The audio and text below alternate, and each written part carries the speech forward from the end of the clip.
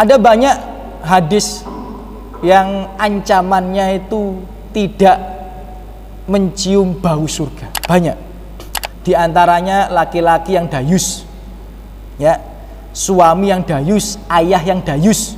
Jadi istrinya bermesraan dengan orang lain, dia biasa aja. Anak perempuannya bermesraan dengan orang lain, dia biasa aja. Itu termasuk dayus. Dayus itu bukannya kepada istri ya, kepada keluarga perempuan juga. Jadi kalau Anda dibonceng laki-laki, ya sayang-sayangan, sampai malah bangga gara-gara laki-lakinya itu naik ninja misal, itu namanya dayus. Ya, gara-gara anak perempuan Anda dijemput pakai jazz gitu, pakai pajero, ya terus jenengan, oh gak apa-apa malam mingguan, ya ini namanya dayus juga. Gak hanya pada istri ya, pada keluarga perempuan. Itu ancamannya tidak bisa mencium bau surga. Dan banyak ancaman yang lainnya. Di antaranya wanita keluar dengan terbuka aurat pakai parfum wangi yang dicium oleh laki-laki, itu ancamannya juga tidak mencium bau surga. Dan banyak dosa-dosa yang lain yang kurang lebih ancamannya sama. Tapi gini, kita itu memahami hadis tidak letterlek, Pak. Karena yang paling paham hadis itu kan sahabat. Ya, yang paling paham hadis itu sahabat. Jadi kalau kita itu memahami Al-Qur'an letterlek, kalau memahami hadis letterlek, keliru kabeh, Pak. Ya, misal di dalam Al-Qur'an, bunuhlah mereka. Ya, di tempat manapun yang kamu jumpai.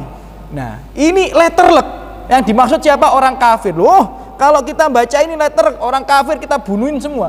Nah, tapi kan enggak, baca tafsirnya. Ya, karena pasti ada penjelasan daripada ayat. Ternyata ayat ini turun di saat peperangan.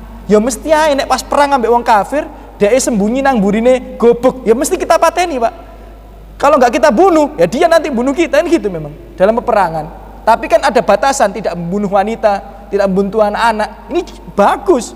Orang kafir kalau ketemu orang Islam, mau anak-anak, mau wanita, mau kakek-kakek, dibunuh semua.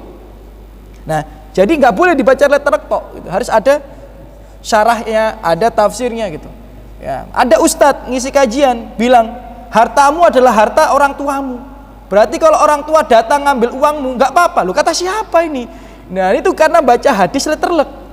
Padahal hartamu itu adalah harta orang tuamu, itu ada penjelasannya. Jika orang tuamu dalam keadaan miskin, kamu dalam keadaan lapang, punya harta yang banyak, dia datang ke rumahmu ngambil uangmu tanpa izin untuk memenuhi kebutuhannya, itu boleh.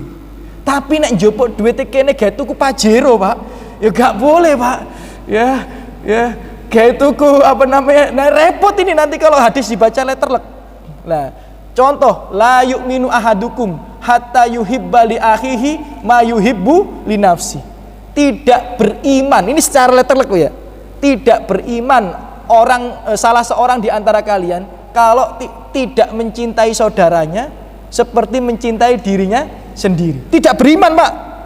Nah, sekarang ya, saya tanya, Anda kalau di rumah ya, seneng nggak dengan uang yang Anda miliki? Misal Anda punya tabungan 10 juta, seneng dengan uang 10 juta itu? Seneng.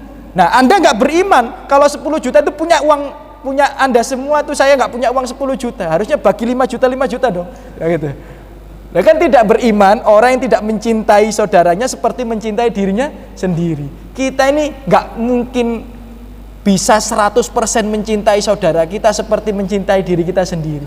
Anda itu kalau membelikan tetangga dengan baju, dengan baju sampean, larangan bajune sapa? Loh, saya kira takut sama. Ya.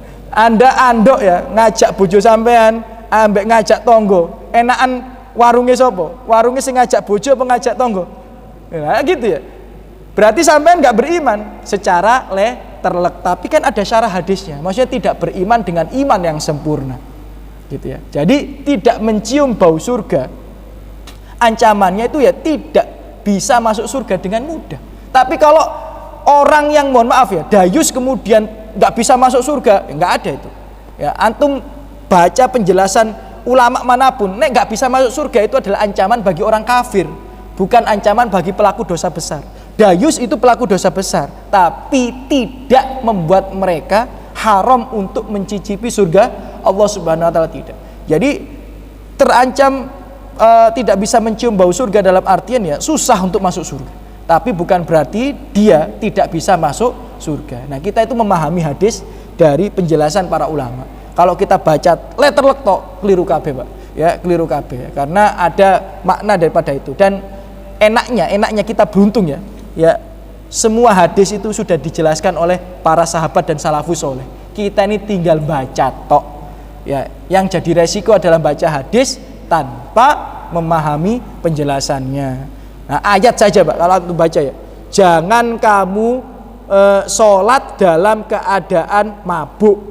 Berarti kalau nggak sholat boleh mabuk. Lah letterleknya kan seperti itu kan. Ya, jangan kamu ya sholat dalam keadaan mabuk. Berarti kalau nggak sholat boleh mabuk. Lah ini repot, salah kabeh nanti kita memahami ayat. Nah, padahal ayat ini memang dulu sebelum turun ayat bahwa khamr itu najis. Ya, sebelum turun ayat khamr itu najis adalah turun ayat orang nek sholat gak boleh minum khamr, karena kejadian sahabat sholat minum khamr, moco ayat gak kelar-kelar. Nah, baru turun ayat ini. Jadi gak boleh sholat dalam keadaan mabuk. Jadi kita baca itu memang harus diikuti dengan tafsir atau syarahnya. Jadi susah untuk bagi dia masuk surga. Jadi kalau ada ancaman kayak gitu, itu berarti masuk dosa besar.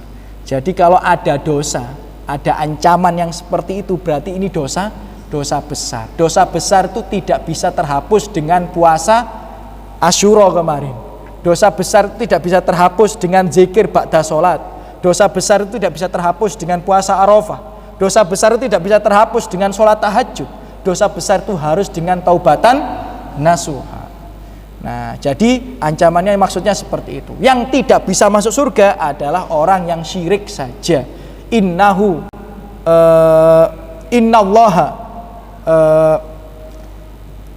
may yusyrik billah, siapa saja yang berbuat syirik kepada Allah, faqad haramallahul jannah wa ma'wahun nar wa malid dhalimina min ansor.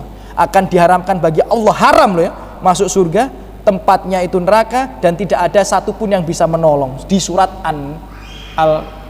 Al-Maidah ya, di surat Al-Maidah itu ayat 97 atau 94 itu. Ya, jadi Bapak Ibu rahimakumullah, ya, yang terhalang masuk surga itu adalah orang yang syirik saja. Sedangkan pelaku dosa besar dia akan masuk neraka, tapi karena imannya dia akan diselamatkan oleh Allah Subhanahu wa taala.